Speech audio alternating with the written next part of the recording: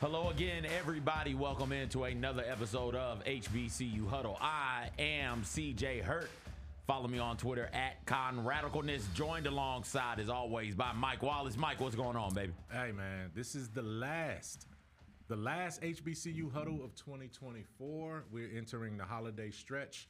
You know, we're going to get some time, a couple weeks off to enjoy our families and the holiday season, man. And, hey, what a year, man. We had a great year. It's been a great year, and I'm just sitting here thinking about my favorite HBCU Huddle 2024 moments, man, and we'll sprinkle some in as we get throughout the show. But I'm good to be here, man. Glad to see you back from Atlanta. Yeah, you man. made it back. Yeah, you man. Tailgated and did everything else. Celebration Bowl is so much fun. Yeah. But didn't get to do a whole lot of tailgating. Got Atlanta traffic is something else. We ended up taking the MARTA to the game.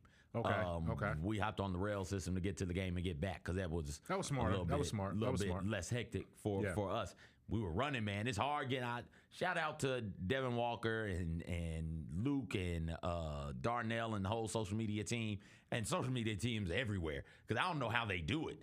Constantly run. I'm sprinting from one thing to the next trying to get some type of footage from the game to show on the show all the cool things that were happening at the Celebration Bowl. I wanted to get something from every event so that we could show it on the show. Courtney, our phenomenal videographer, did a great job putting everything together. Let's take a look at my trip to the Celebration Bowl. I captured some of the sights, the sounds, and the energy from the Celebration Bowl, and then we'll come back and we'll talk about it, Mike. What's going on, everybody? CJ here, HBCU Huddle on the scene at the Celebration Bowl. Jackson State versus South Carolina State. Black College Football National Championship on the line. Let's get it going. Who you got winning it? Give me a score. South Carolina State by 14 points, easily. Easy 14. What about you? Man, I think we're going to drop at least, we might drop a 40 on them boys today, man. Jackson State by 40. Ain't that what we say, Jay? By 40. By 40. By 40? No, 40. 40. It's a difference. It's a difference in 40 and 40. Yeah, the 40. Who's going to win today? No doubt about it. I know you was going to ask me that question. I don't think you need me to answer that question, do you? No, I don't. Who's going to win today? Bulldogs! Bulldogs. Who you got winning today? Jackson State. What's the score? 42-0. 42-0. They do think it's by 40.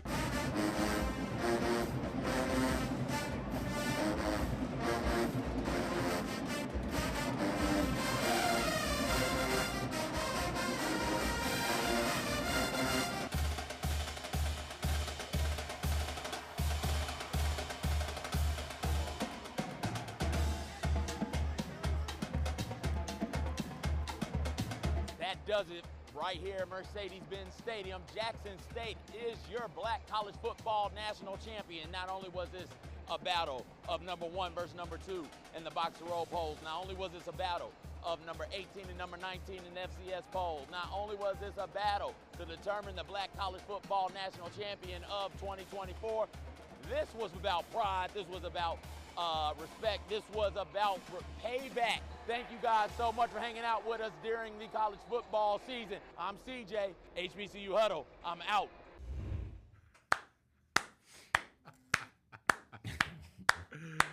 My man.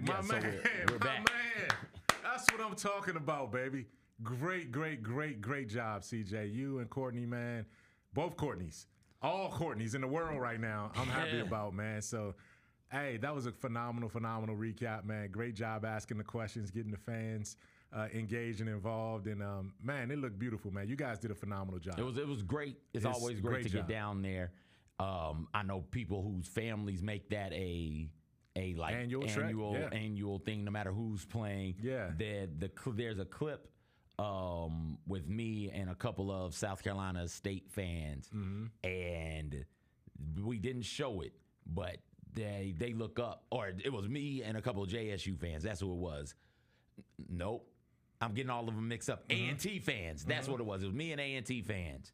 And they look up, and they're talking trash to somebody, and I look up, and it's the Alabama A&M fan coming up, and it's like, oh, this is my guy right here. We know each other. We go way back, and it's like, oh, that's what it's about. You see Alabama A&M there, see Alabama State, you saw Xavier, you saw the Hamptons of course, saw Tuskegee, saw Albany State, Savannah State. So everybody goes to there, and it's again, it feels like a homecoming, but not your school's homecoming, right? But everybody's school's homecoming, and you get excited to see everybody. I had my GCM stuff on for the official stuff. But when I was walking around, I put the Tuskegee gear on and had a chance to dap up a bunch of Tuskegee alums and parents and people who are affiliated with TU in that sort of way. It's always a ton of fun. They do a great job running that, keeping that organized. Shout out to Michelle Jinks. She does a tremendous job. My Jinx. Over My there, Jinx in the house. As well. So it was a whole lot of fun, Mike, man. Ooh, man. And I could tell. Like, I knew when you guys left out of here and made the road trek to go out there that it was going to be exciting, man. And you went out there with that business attitude, but you want to have fun too. You want to absorb all of it and be a part of it. And, you know, you gave a shout out to our social media team earlier when we came into the show.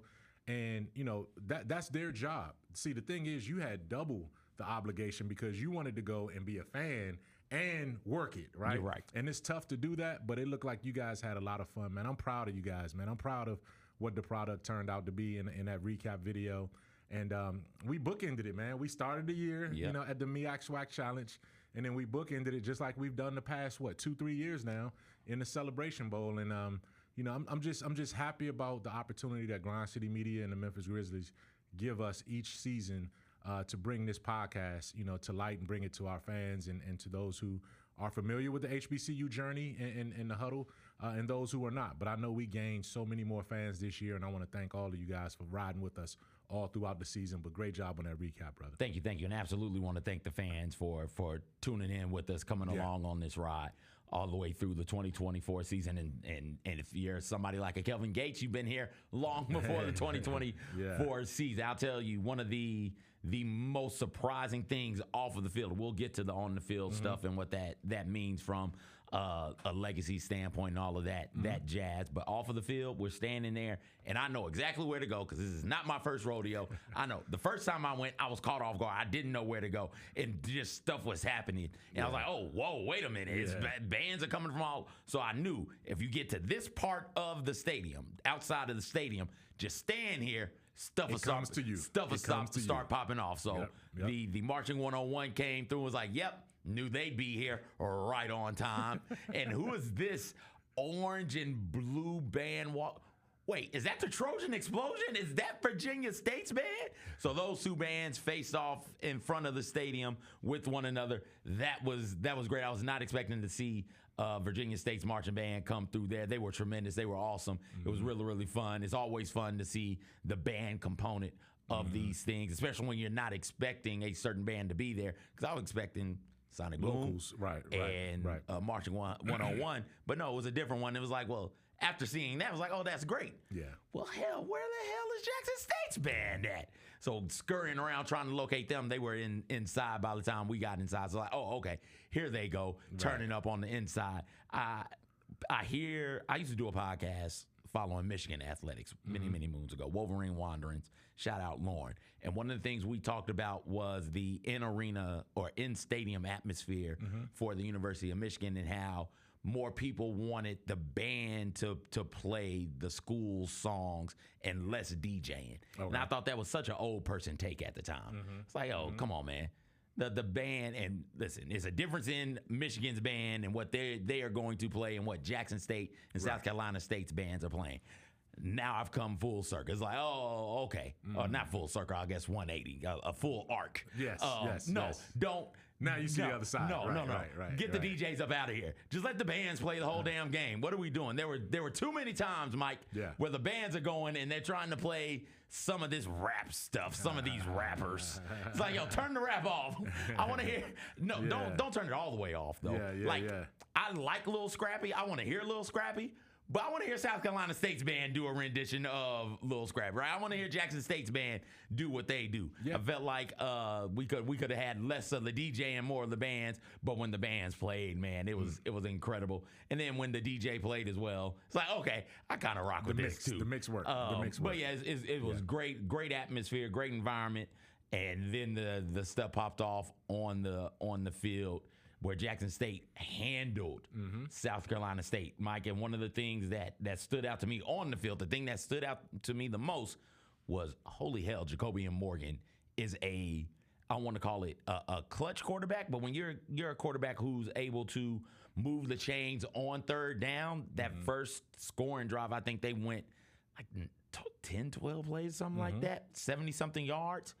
And he's converting on third downs against a defense that's top 15 in the nation in opponent third down percentage. It's like, oh my gosh, this is it. You can run the ball on first and second down, just get positive yards, get into third and medium, hell, even third and long. If you got Jacobian Morgan playing like that at the quarterback position, like that's good stuff right there. No question about it. And when we talked about it, we previewed last week's show.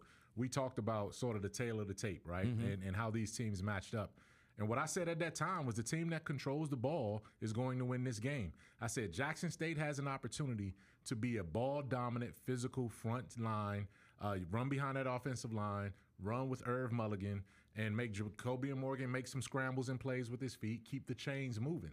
And if they could do that, they could control the game. I felt that South Carolina State had the more explosive players potentially, but Jackson State was far more physical, and that was evident from the outset of that game. I never felt like South Carolina State was truly ever in it, and you got to credit Jackson State for dominating that line of scrimmage on both sides throughout that game, man. And it was as much of a blowout. I mean, the score was 28-7, but it felt like that was almost like your friends, like your Jackson State, 40-0. 40-0. It felt like 40. It felt like 40-0 when you looked at how the game played out on the field, man. So again, kudos and congratulations to TC Taylor, Jackson State, and what they've done.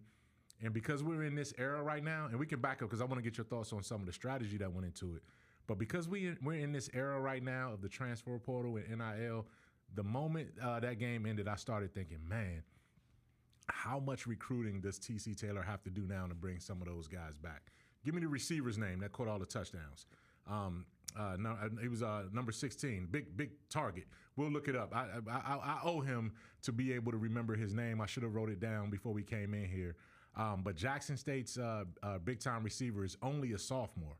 And I felt like he could have been the game's MVP. It went to the quarterback, but it definitely could have gone to the receiver that caught those 2 touchdowns and was a red zone target all game long. So, I feel like, Jackson State can do this again. They can run it back. But we'll see how much they have to do, because when you play on a spot like that, ABC National Television, every team in the country is watching you and seeing if they can lure you to a bigger program.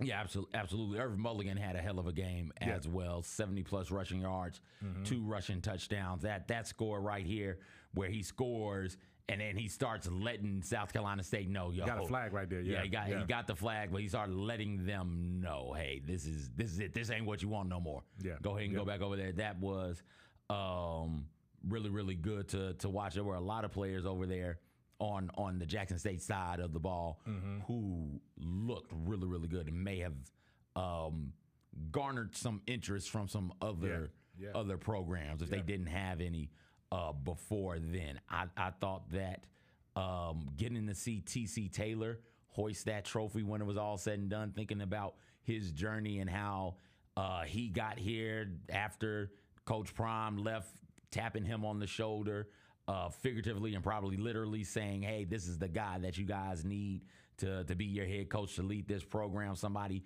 who played at Jackson State, had a tremendous career at Jackson State. For him to be able to be the one to get the Celebration Bowl victory for a program that pre-prime wasn't that great. It was it might not have been fine either. It was average. It was average. I feel like it might have been struggling, but an average program. Yeah, it was average. It was average. I mean, they were always right around that 6 and 5. You know. They weren't really competing for much because obviously Alcorn State was dominating. The division at that time. Jackson State, dominating the state. They were in a different division until Alcorn State switched over. But yeah, he's to do this in 2 seasons though. It wasn't like it took him a long time. And he had a lot of pressure that he welcomed in stepping into that role, and he was able to deliver. That first year, it was a bunch of transfer guys he had to get because Coach Prime left. A bunch of dudes left and went out from the Jackson State program. Some followed Coach Prime, some went other places, and he's bringing in freshmen and transfers. I think I'm trying to remember. We talked to him that year, that first year at the SWAC Media Day. Yeah, I know he had 40 newcomers coming in. And that year. I think he had 30 freshmen coming in. So I think it was a roster of 70 or so new players coming in. And going from that, and in that season, that was a good year for Jackson State last year. That was a good year one. A good year for most teams. It wasn't a championship winning year by any means, but that was a good year. You saw the foundation being laid for the future. Just didn't know the future was going to be the very next year. So even if, to your point about the era that we're in with the transfer portal and players leaving to go to other opportunities, even if that becomes the case, we've seen him be a good coach losing a bunch of talent before. He had, and that was in his first year when he's still getting his feet under him. This will be year 3 for T.C. Taylor and Jackson State. And I know that they're really, really happy and excited about what that football program can do in Jackson, Mississippi coming forward. They are. And we talked about it. And, they already lost one of their defensive players in the transfer portal the morning after the game. You know what I mean? And that's one of those things where you kind of just say, hey, this is what it is. But these guys are getting opportunities, and it's unfortunate because the transfer portal, I guess, deadline was right there, right before, like right after the Celebration Bowl and right before some of these, FBS teams play their bowl games. They got to fix that. They do. It's tough to do that, and you're losing guys right away, but it doesn't take away from the journey that Jackson State has been on. And again, I was telling at the SWAC championship the previous week when they knocked off Southern, I was going through the tailgate areas and I was telling people, man, hey, I'm pulling for Jackson State. You know why? Because guess what? They only lost one other game to a common opponent at the FCS level. You know who that loss was to? Grambling. You can't so be proud of that. We beat the team that was the national champion, right? So the national champion has to move forward with that blemish on their record. They didn't go undefeated in FCS. They lost that one, and they got hammered in that game. So I could take a little pride in that. Okay. A little Grambling pride in that. You know what I mean? I can take that. Wide receiver, Fortalin? Yes. Okay. What's his first name? What you got? Joannes? Jonas? Yes. Okay. He was the guy, number 16? Yep, that's him. He caught 2 touchdowns in that game and dominated. He's 6'4". Big time 6'5". target, 6'5", big time target on the edge, only a sophomore. He looked like he was a senior, like a grad dude. And hopefully he can come back because I believe Morgan has one more year. I believe Morgan has one more year. I think Mulligan is out, but I think Morgan has one more year if I'm not mistaken. Yeah, Mulligan is a graduate student, so Mulligan's grad out. senior, so he's done.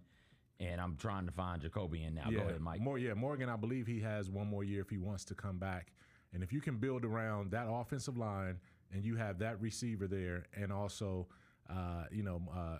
Jacobian Morgan, you have a chance to repeat. And I'm thinking that they're in position to have a chance to repeat next year too. And even with Mulligan, SWAC Offensive Player of the year, 2 touchdowns in the Celebration Bowl.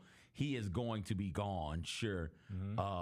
But Terrell Jr. is right there. And we saw how explosive he could be in impacting games and the special teams. He had one come back, too, He had one come back, The first time they touched the ball, he was gone. Yeah. First time he touched it, he was gone. I had my I told you so tweets ready. I was like, I told you this was going to be the guy to break the game wide open. That's it right there. Yeah. And just like in the SWAC championship game, he had one, he broke all the way back down. And an unfortunate penalty on the opposite side of the field had to bring it back. But that guy is definitely a big time. Jacobian Morgan should be back next year. He's a junior. He's a junior right now, so he's a rising senior. So Jackson State, I think they've gotten to the point for me after the 4-year run. So the post-pandemic run. So 21, 22, 23, 24.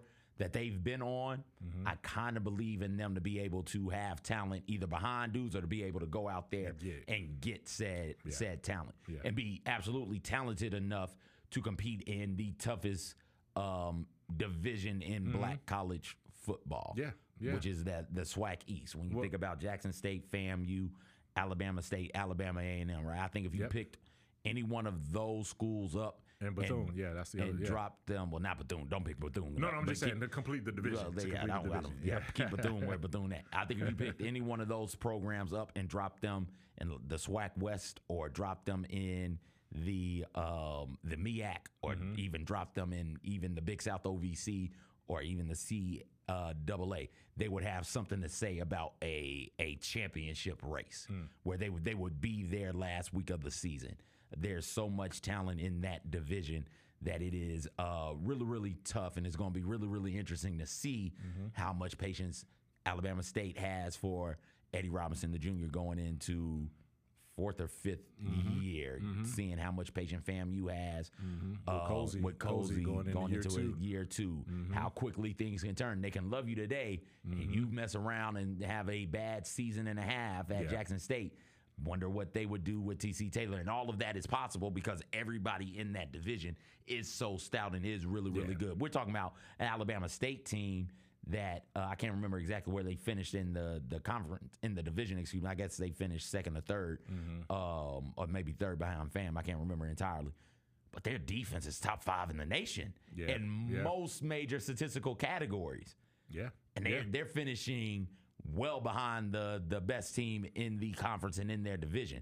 So, like, there's a ton of talent in that division of black college football. It's going to make next year, looking ahead for just a moment, really, really fun to sit down and watch when it comes next August. I can't wait. It is. But what this season has taught us, particularly in the SWAC, and in the MEAC too, you got to have a reliable offense. You got to have playmakers on the offensive side of the ball, because most teams are defensively stout. You have talent on the defense. Grambling came into the year among the nation's leaders in forcing turnovers. That didn't last long because they couldn't rely on their offense, right? They came in with the offensive player of the year at quarterback, Crawley. That didn't work out, right? Body came in as the program changer at Alabama State. He got hurt week 1. And it just didn't pan out the way it's supposed to pan out there. Florida A&M had a big-time transfer quarterback. He had some great numbers, but they faded down the stretch. They couldn't get it done. So if you're Jackson State, they were the most consistent team throughout the season offensively, and they were the most balanced team throughout the season offensively. And I don't see that formula changing under TC Taylor, who is an offensive mind. He's a wide receiver, former wide receiver. He's a homegrown talent. He's from the state of Mississippi. He went to Jackson State. He won the championship in year 2 as a head coach. This could be the start of a remarkable run for him. And now the question is, can Jackson State do what it needs to do to keep him? Ashley Robinson, the AD, has been phenomenal. He brought in Mo Williams. He's maintained a quality program beyond the revenue sports. And now they're willing to pay the money. They have the fan base. TC Taylor's probably going to be in line for some kind of promotion, some kind of raise, just to keep him there and keep him happy. And I don't think he wants to go anywhere either. So no, that's home. I want to see him ride this out. The only place that he will probably even think about looking at is maybe some kind of regional bigger program at the FBS level. But I don't even think that that's what he really wants right now. I think he wants to see how long he can ride this out. Absolutely. I think that as well. And being at the Celebration Bowl on the field as everybody is celebrating, hearing the fans chanting, TC. We love you, TC, TC, TC. Like that means something. That matters. And again, watching him hoist that trophy and then get engulfed by confetti 2 weeks in a row. Like he's been wearing confetti. I would imagine there's a bunch of confetti all strewn in his pockets and stuff. I would imagine doing that for your alma mater, doing that for a program that's not only gave you a chance to compete as a player, but a chance to coach as well as a grown man. I would imagine that means something to him in a way that is sentimental and in a way where he's not out here looking to go to someplace else, right? Like that's home. When you get to be successful at home, like come on, man. There's not a whole lot of better feelings in college sports. Think about how many times we see people who are wildly successful elsewhere decide, home is calling, I gotta go. Right? You've got to go. We saw, why am I blanking on North Carolina's basketball coach? Not Dean Smith, the one who left Kansas. Hubert Davis? Roy Williams. Roy Williams. Wildly successful at Kansas.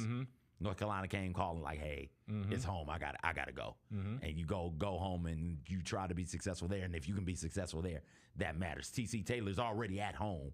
I think being successful there is something that he takes great pride in and loves to be a light in the Jackson area for the Jackson State community. Well, he saw the standard too. And this is where you got to give credit and a shout out to Deion Sanders for coming in and saying, hey, we're not going to live with just anything. Our weight room has to be better. Our meeting rooms have to be better. Our practice facility has to have some kind of improvements. You guys got to put the money behind all of this fan base stuff, right? You can't just show up on Saturdays and attend the games. You have to be able to support the program all the way across the board. So that standard got raised when Deion Sanders was coaching there to a different level. TC was able to step into that and benefit from that. He benefited from some of the investment that Sanders left behind, you know what I mean, from that standpoint. And when you can elevate a program like that, it's certain things you don't have to worry about. And you could just go in there and coach. And he was able to go in there and coach. He had the infrastructure in place, the administration in place for the most part. President changed, but the athletic director is entrenched. And now everything else around him is right there and is ripe for the taking. And I can see, just in that week, he went from winning the SWAC championship, going to the Celebration Bowl, winning the Celebration Bowl, and then seeing one of the players that he coached win a Heisman, right? So it's one of those things where Travis Hunter went on to Colorado and transferred, but Travis Hunter started off at Jackson State in that receiver room and DB room where TC Taylor was leading. So it's been a remarkable week that everything that Jackson State touched, everything that TC Taylor's been involved with, has come up gold, man. And you got to be proud of him because he's a humble guy and he carries himself the right way. And I can't wait to see him again, man, and see how he's looking to build on top of it. On the other side, we spent 20-something minutes singing Jackson State's praises. On the other side, South Carolina State lost the game, and I think that's how these things usually work. We talk about the victors first for however long. We talk about them, and then we get to the team that ended up coming up a little short. Janis Berry's in his first year at South Carolina State, and they got to the Celebration Bowl going undefeated in the MEAC and winning a couple of pretty impressive FCS games along the way as well. What do you think about the coaching job that he did this year, Mike? I think he did a phenomenal, like, this is the coach of the year. This is the coach of the year. Even more so in a single year, he would be my HBCU National Coach of the Year, would be Janis Berry, right? I would give him the nod over TC Taylor just because this was TC building to this point, and he executed on the build. Janis Berry came in just off the bat and became successful, implemented his culture, and put together a team that could not be stopped in the MEAC, right, in year one. Now, we saw South Carolina State be good enough. We've seen them make it to the Celebration Bowl before. 7-5 South Carolina State, though, right? 7-5 with a couple of MEAC losses, or one MEAC loss. We haven't seen a South Carolina State dominate like this. Yeah. And for him to do this in year one, he has a kind of style and a kind of, demeanor. That style, dude. Like he walks onto the football field and is cool. Like he is a smooth dude. He's a smooth dude. He's a loud talker, a loud barker. That came across in the television broadcast too. And some of the rah-rah stuff, I mean, at a certain point you got to execute, and his team wasn't able to execute. Yeah. So it's almost like, maybe he can learn some things from this type of loss. But we'll see, man, because, obviously there's always going to be rumblings about, is a coach happy here? Is he going to stay here? Is he going to be back? There's certainly a lot of job opportunities out there. And we'll see if South Carolina State can keep him. And if they do keep him and he comes back, he's going to be right back in this position again next year. Yeah, or fighting for it. Yeah. Fighting with North Carolina Central and Howard for that MEAC crown. I would expect him to be back, just like I expect TC Taylor to be back. I'm almost 100% certain TC is going to retire at Jackson State. I'm like 80% sure because of various rumblings coming out of that area of South Carolina State about Coach Berry coming back. But wherever he goes, he's going to be an impactful coach. Yes. We saw him do it at Benedict. He did it this year at South Carolina State. He could coach the University of Pluto over on Pluto, and those 22 men on and off the field will be good to go. Yeah. Right? He's a damn fine coach, and I'm with you. I think that is your coach of the year because of the degree of difficulty, right? First year head coach, even though TC Taylor's in the tougher conference, tougher division. I think him just being there and looking damn good to get there, right? Yeah. That South Carolina State and team. jumping up a level. Yep. You know what I mean? He was on a Division II coach last year. Now he's at the FCS level, and he came in like it wasn't anything. Like it was like he made the transition look seamless, replacing the school's legendary coach in Buddy Pugh. So saw Buddy Pugh at the Celebration Bowl. Oh yeah. He said he was going to be around. He said he wasn't going to just retire and just go off into the sunset. He was going to go fishing. He was going to go hunting a little bit and then come back and support his football program. I'm running the field trying to get all this B-roll footage, and I'm like, oh, Buddy Pugh. Like I'm running, and I'm like, wait a second, you got That's Buddy Pugh. And then I get right back to running. So Celebration Bowl was tremendous. Congratulations to both teams for making it. Congratulations to Jackson State for winning it and being your 2024 Black College Football National Champions. As we look to the boxer roll polls real quick, here's how everything shakes out up there. Jackson State obviously is the #1 ranked team in all of the HBCU football. Tennessee State though got a vote for first place, and they could. I don't mind that vote. I do think Tennessee State had a phenomenal year. I don't think that you could take that away from Jackson State. But I do, we talked about this before, and we can get into this as a great debate and talking point in the future huddle. But we got to have an at-large opportunity, man, for a team like Tennessee State to maybe be able to get to the Celebration Bowl. If they have that kind of year, especially if the MEAC, but the MEAC and the SWAC are both locked in contractually right now. But I didn't mean to take away from the poll recap. But yes, Jackson State, South Carolina State, Tennessee State, 1, 2, 3. I don't have any problems with that. We'll take a break. Let's come back, and we got a little bit of time here. Let's come back because it was only one game. Let's come back and talk about what we'd like to see a postseason look like for HBCU football. And then we'll talk some about big coaching news. For those of you who don't know, Mike Vick is going to be the head coach at Norfolk State this coming football season. We'll share our thoughts on that. And we got a great pick six for you where we'll share with you NFL legends we'd like to see coach at the HBCU level. You're listening to HBCU Huddle right here on Grind City Media in the Built for Tough studio. Imagine being able to do this when you're not even trying. Imagine saying, I'm not even trying to sing, but then you sing like Whitney Houston. Isn't that crazy? That's what John Morant does. He's not even trying to sing, but he sings like Whitney Houston or Luther Vandross or whoever it is you prefer. He's not even trying to dunk, and he's dunking like that. The Gary Parrish Show, live on weekdays at 10 a.m. on YouTube at Grind City Media and the official Grind City Media app. Somebody who really has done what they were supposed to do, or maybe wasn't expected to do, is Jalen Wells, the Western Conference Rookie of the Month. What you're seeing right now is him showing that, hey, no matter where I was going to go in the draft, I was going to be ready. Hey, Grizzlies fans, be sure to tune in to Grizbeat, where the panel and I break down all things Grizzlies and take a look at the rest of the NBA as well. The show is live every Wednesday, 2 p.m. on YouTube at Grind City Media and the official Grind City Media app. I want to throw a party just so I can be in control of the aux cord, just so I can force everybody to listen to the Wicked soundtrack. Both of these actresses in Ariana Grande and Cynthia Erivo, I thought it showed how they have experience performing live and on screen, both of them. Tune in to the Jessica Benson Show with CJ Hurt, live every weekday at 8 a.m. on YouTube at Grind City Media and the official Grind City Media app. Grizz Nation gets set for tip-off 1 hour before every Grizzlies home game with the warm-up show. Get the latest news, notes, and analysis live from courtside at FedEx Forum. This team is doing everything that Taylor Jenkins and his coaching staff envisioned it could do. Join me, Lang Whitaker, along with Michael Wallace, Jessica Benson, and other personalities from Grind City Media, Memphis, and around the NBA. 1 hour before every home game, live at Grind City Media on X, YouTube, and the official Grind City Media mobile app.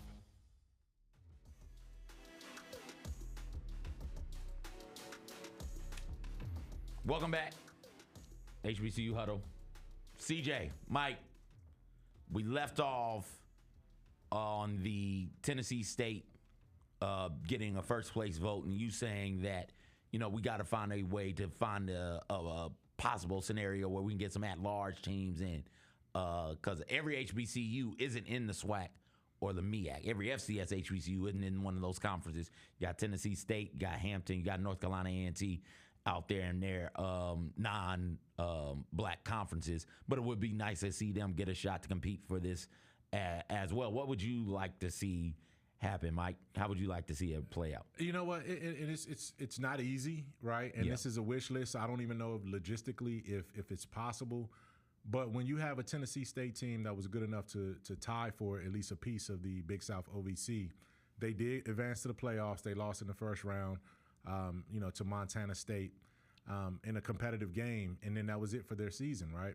But they are an HBCU, and I think there's something to be said for, how do we sort of look at Tennessee State as it relates to the national rankings and what opportunities they could have had.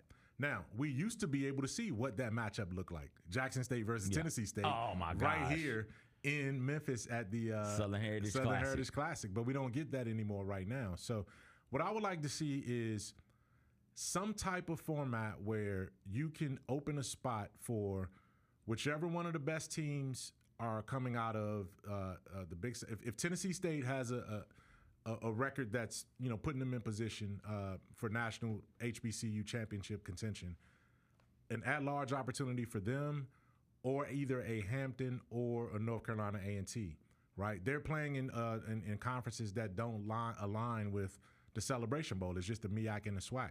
But I want to see, and I don't know how you do that. I don't know if you negate the guarantee spots for the MEAC and the SWAC and just open it up, and then the Celebration Bowl gets to pick which two teams it wants in that game, or you have to have contractual agreements for both conferences to go straight through and then figure it out. But there's a way, because I think Hampton, North Carolina A&T are two of the more tradition-rich programs. You got Tennessee State coming off of a phenomenal year. Did we see the true number one, number two this year in the Celebration Bowl? I think we did. I think South Carolina State's resume said what it said. And they beat the team that beat Tennessee State. So they should be there. They should have been there.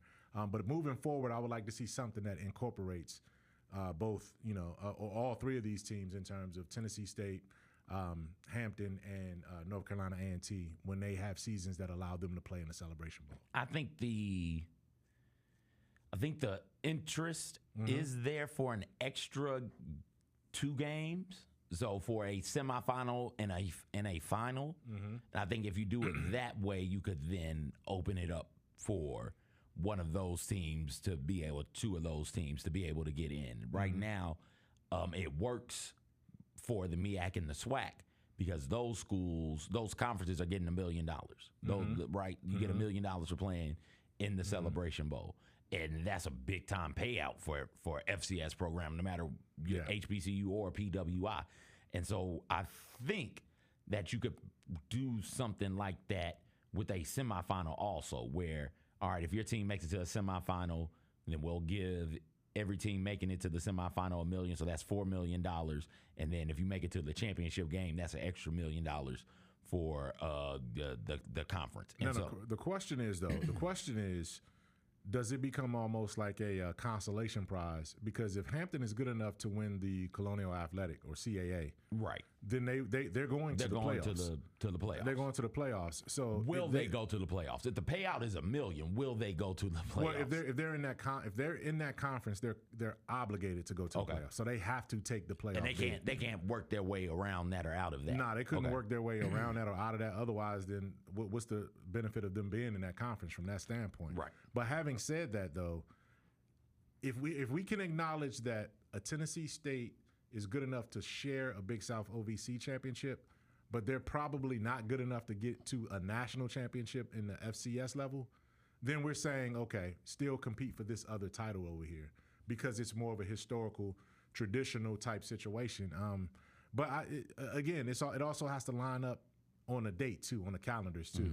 Because if you're giving your all, they just came back from Montana. They're probably beat up. Do they even want to play another game? You can't do it that way because you'd have to wait to see the results of the playoffs. Which again, that's the only way to, because otherwise they may not be. What will constitute a season good enough to even make them a part of this? You're saying if they miss the playoffs, then you go ahead and go. Yeah, then right? you can. I'm saying the argument is they belong in the Celebration Bowl if they're good enough to make the playoffs.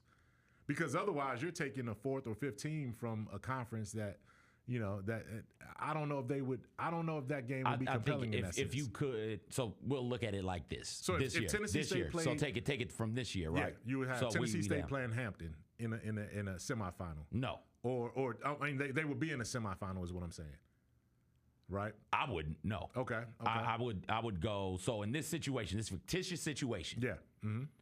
MEAC champ, SWAC champ, automatically in. Mm-hmm. All right. So that's MEAC champ on one side, SWAC champ on the other side, and then you take the next 2 best teams that can play.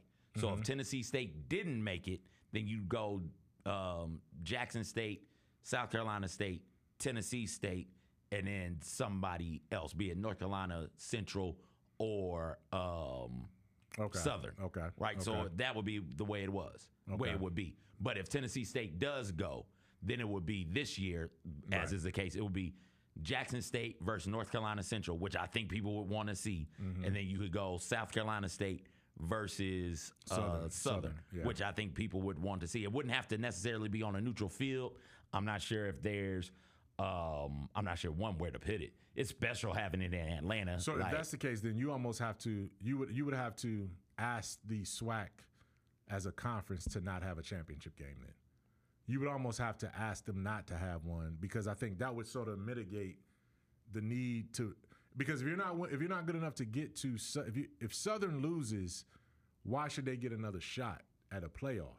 You know what I mean? Is it feasible for them to want to be in it? I would say just don't have if that's the case, then you're truly opening it up, right? Because I think then you have a little bit more debate in that situation. You have the championship game to determine who gets the automatic bid. Okay. So if something, and if it's a great way to protect your good team, right? Where if something strange would have happened and Southern beat Jackson State, well then Southern's the one going to the Celebration Bowl, not Jackson State. This way you get 2 cracks at that proverbial apple, and then you host on the higher seeded teams home field. Yeah. So and that gives added benefit to the SWAC and the MEAC, where hey, no matter what happens, your champion gets in, and they'll get an extra chance to get some gate from the extra home game. Because no matter what, be it Tennessee State, North Carolina A&T, Hampton, whomever, they'll have to come to you to play that game. We're not going to have you go there to play. To do that. And then on the other side, for those schools, for those 3 schools, the Tennessee State, Hampton, North Carolina A&T, the incentive is money to go play that. Right. Where, hey, we're not good enough to go to the playoff.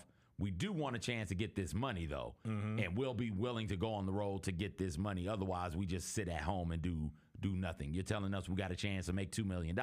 We're going to go out there and try and make $2 million. Yeah. And so I think that's the way you go about doing it. Well, I'll tell you what, though. That's one of the matchups that you just fictitiously talked about. That's what's going to start next season. You got North Carolina Central versus Southern in the 2025 MEAC SWAC Challenge in Atlanta. So that's going to be the one that opens next season. Next, I guess it's week 0, your favorite week of the season. It's too your second favorite week of the season. Mike, I'm too in love with college football right now to be having crushed by week 0. Week 0, kick off the MEAC SWAC Challenge next season. North Carolina Central versus Southern. So those were the 2 runner-ups in their respective conferences this year. North Carolina Central fell behind South Carolina State in the MEAC, and Southern lost to Jackson State in the SWAC championship game. So those are the 2 teams that'll kick off next season in HBCU, and we'll be right there from the HBCU Huddle covering it from start to finish, just like this year. And yeah, we'll be there, and it's gonna be a whole lot of fun. But we got to get there first. Yeah. There's a lot of stuff to happen between now and then. Yeah. Hiring season is upon us, Mike. I think we finished firing season. It's hiring season now. Mike Vick is going to go and be the head football coach at Norfolk State. Mike Vick is a legend in that area. Grew up in Newport News, Virginia. Went to high school at Ferguson and Warwick. Was a star at both of those places. Norfolk State is only like 27 and a half miles from where he went to school and where he grew up at. Mike, what do you expect from a fan response and from a community response to the Mike Vick hiring. Overwhelming support. If you thought what Prime did, Coach Prime, Deion Sanders did for Jackson State, just jumped off the page at you. Just imagine what this is going to do with Mike Vick at Norfolk State.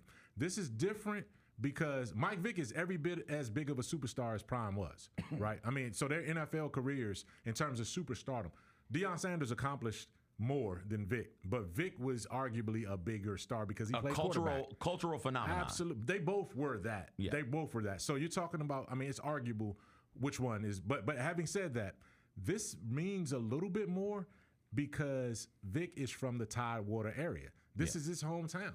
This is this is his backyard. This is his background. He knows the talent there. He was recruited out of there. His brother, Marcus Vick, was recruited from the same area as well too. Allen Iverson is from that same area. There's all kind of talent in that Hampton Roads, Tidewater area.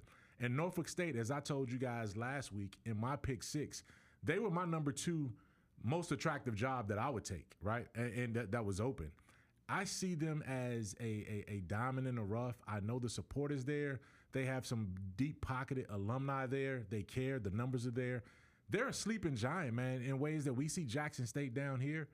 Norfolk State could be that if they had someone that they can rally around in terms of that football program. They already get it for basketball. They're always in the tournament, conference tournament championship game. They're always, getting tickets to either the NIT or to the NCAA tournament for men's basketball. And if they just had someone who can ignite them in football, man, I'm excited about it. I think this is going to be phenomenal. I think Mike Vick is smart enough to put the right people around him. I think he's smart enough to know what he knows, but even more importantly, what he doesn't know. And you're going to see a more humble version of Mike Vick because of all the things that he's gone through throughout the course of his life and his career. This is a great, great hire, and I can't wait to see how it plays out on the football field. This would be, at least in my mind, akin to if Coach Deion Sanders, instead of going to coach at Jackson State, was coaching at FAMU, right? Because he's from that area, legend from that state rather, legend.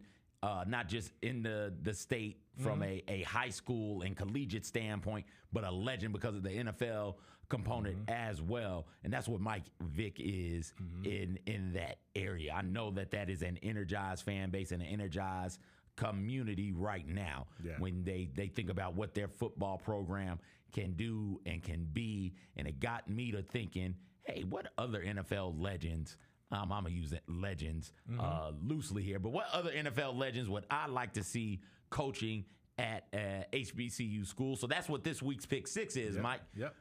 Legends that we'd like to see coaching at HBCU school. Do you want to go first, Mike? No, you lead off. You lead off for this week. In no order. I went with Ray Lewis. 2-time Super Bowl champion, Super Bowl MVP, 10-time Pro Bowler, most tackles all time, most solo tackles all time, most solo tackles in a season. Come on, man. He was linked before Zach Kitley took over. Ray Lewis was linked for that Florida Atlantic job, where now this is another really cool thing. Because of the success of Coach Deion Sanders, other schools, not just FCS, but FBS schools are like, hey, maybe we do need to take a look at some of these NFL guys who want to coach and give them a legitimate opportunity. So Ray Lewis was in the running for the Florida Atlantic job, which was really, really cool. Ed Reed is another one that I'd love to see get a chance to coach at HBCU. I know the debacle that was Bethune-Cookman last year, where he had the job and then talked himself out of the job because of frustration. He IG'd himself out of that. With frustrations. IG'd himself out of that joint. Frustrations about what was going on up there. But I think Ed Reed, both of those two are passionate people who love the football overall. And I think they could really lead, motivate, and help guide young men to adulthood.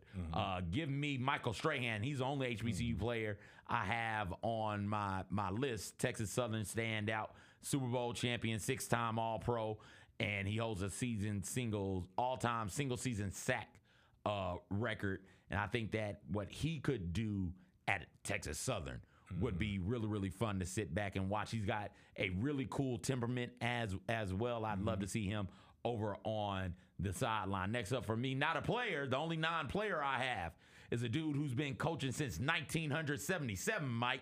Jim Caldwell started his coaching career as a grad assistant at Iowa, and from 77 till now, he's got 2 Super Bowls as an assistant coach on that Tony Dungy staff with the Colts, and I do believe the Buccaneers as well. He helped lead the Colts to a Super Bowl as head coach up until this point.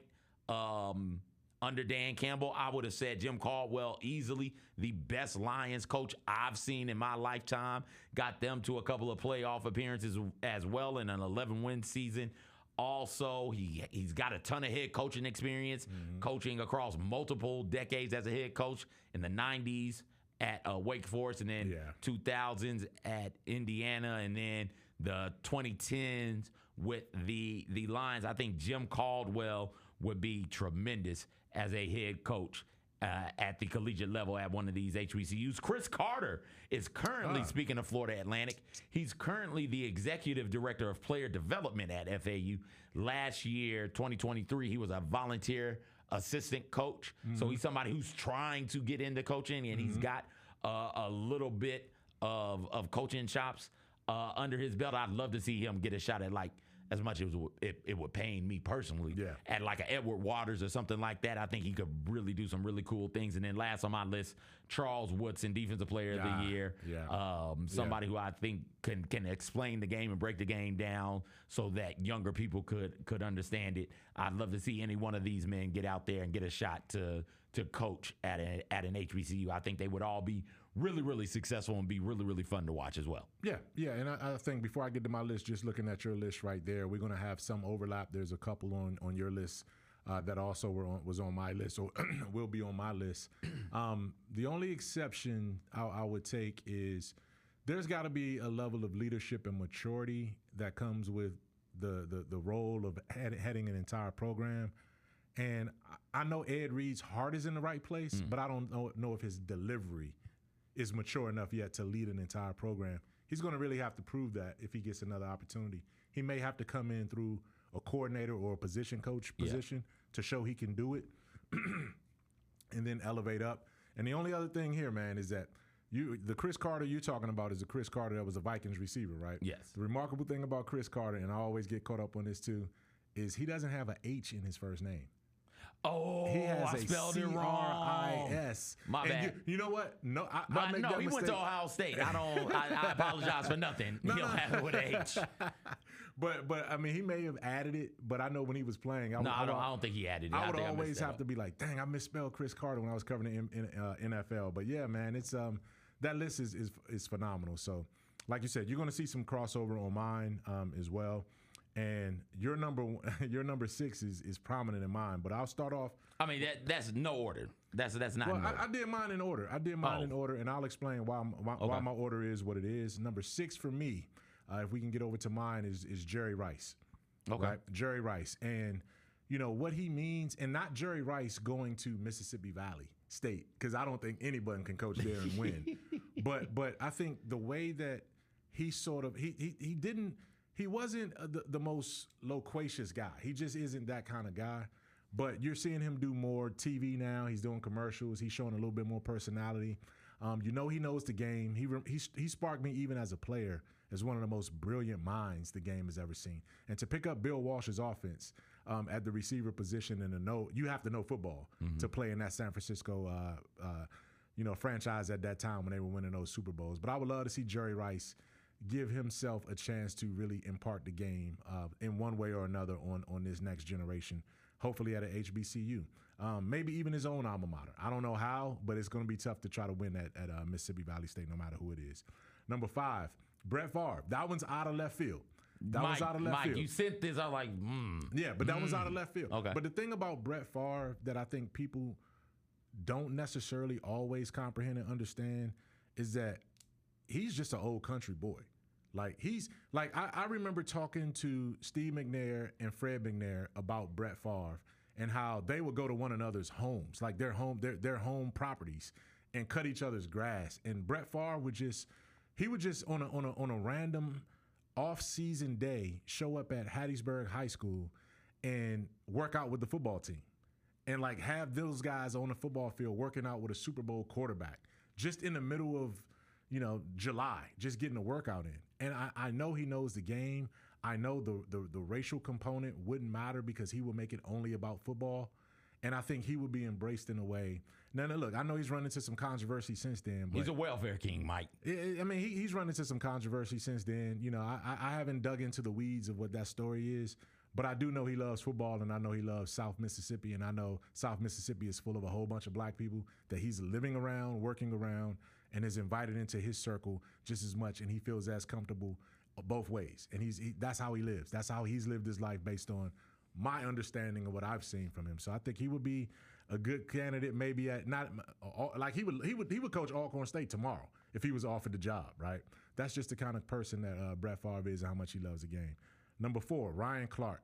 I think Ryan Clark is the most articulate, smart, talented, gifted, socially aware, sport aware person we have on TV right now talking about football. I love everything that Ryan Clark. I don't agree with all of his takes, but I love the work and the research that he puts into reaching his hypothesis and his conclusion on certain things. I love him on the Pivot podcast. He was a former defensive back with the Steelers. He did some great things as a Super Bowl champion.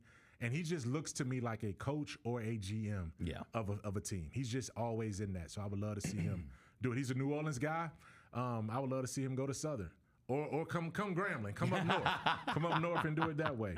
Number 3, you and I both agree on Michael Strahan for being a fit. He's just making way too much money. He's way too important now. He can impact a program without even stepping foot on your campus. We saw him send Coach Sanders his entire team at Jackson State suits so those guys can go and look professional when Pryor was at Jackson State.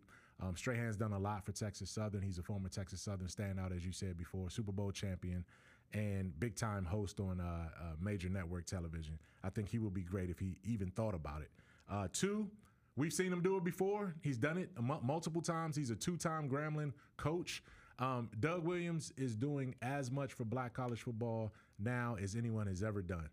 Now he's doing it from an executive level. He's trying to get black college standouts and prospects in front of NFL scouts a lot more. He's doing a lot in that space. He's also an executive with the Washington Commanders, but he's coached twice at Grambling, and he just seems like he would be a great fit on any HBCU sideline. And last but not least, number 1 for me was your number 6, Ray Lewis. I think Ray's grown up. I think he knows how to motivate. He's got that Chinnis Berry motivation in him. Oh, yeah. He's also got I've been there before in it. He's had sons who have been through the recruiting process. He knows how to be a father to kids. He's a father figure to kids. He knows the game. He has the passion. He has the compassion. And I think if Ray Lewis wants to seriously pursue it, he will be the next name that we see emerge as an HBCU head football coach if he wants to go get it. I like most of your list, Mike. Mm-hmm. Like if I had to grade it, like you get a 5 out of 6. That Brett Favre one, man, he's got to go. No. No. But everybody else, I'm with you on. I almost put Jerry Rice on my list, just because of how knowledgeable, like you said, he is about football and what it would mean to. I hate to do it to him, but what it would mean to Valley.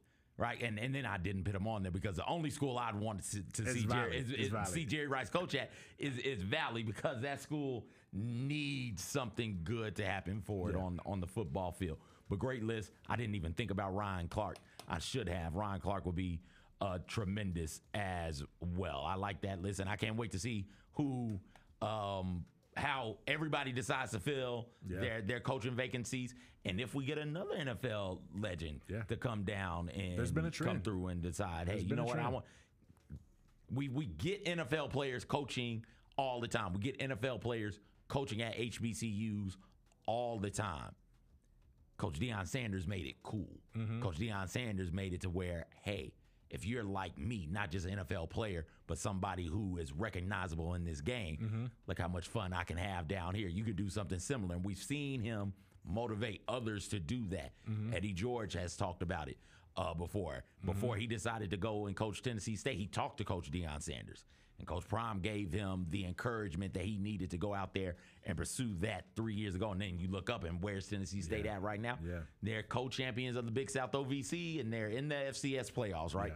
So that is a tip of the cap to Coach Deion Sanders. And now I think we will begin to see not only more players decide they want to get into coaching, but more programs decide to take a chance on some of these players who don't have a coaching history that is comparable to others in the industry. I look forward to seeing how this all plays out when it's all said and done. That'll do it for this episode of HBCU Huddle. Thank you guys for kicking it with us. Congratulations one last time to TC Taylor and to Jackson State. Kyra, before we get out of here, throw that video of the confetti up again. For Mike, I'm CJ. Everybody take care. We'll talk to you in 2025.